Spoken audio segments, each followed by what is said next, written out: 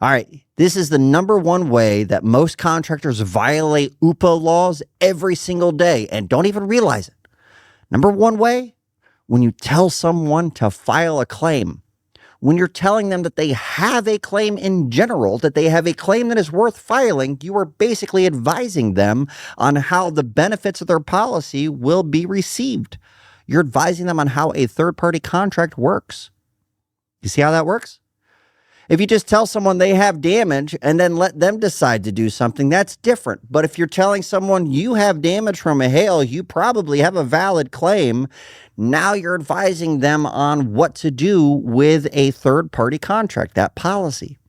File a claim on this. And most of you do this right after you do an inspection. And you tell somebody, here's all the damages, here, and you'll start dialing on your own phone and hand it to them, won't you? Won't you? A lot of you do that. And if you're doing that, I promise you, that is not going to be okay if the Department of Insurance ever found out.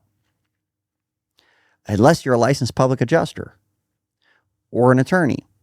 These are UPPA laws, the unlicensed practice of public adjusting.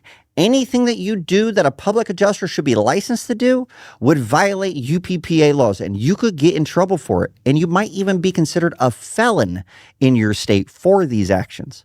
So be very careful what you're doing. If you're telling a client about the damages that they have and you say it might be part of their policy and let them make a decision and let them decide to file the claim, that's very different from saying, hey, here's all the stuff that's going on. Here's the damages. We think you have a valid claim. In fact, here, I'll call the insurance company for you. If you're following the prove it movement at all, you know that this really isn't the best time to do that anyway. The best time to do this is after you're presenting the proof package and you're showing them all the proof that you've been able to put together for them on everything that they need to in order to actually present this to their insurance company. And then they can decide at that point if they want to file a claim. But if they decide not to, they've still got that booklet of information, all of your proof together. It's part of the prove it process. If you guys are curious about that, I'll make sure my team puts a link on this video for the Proof It movement.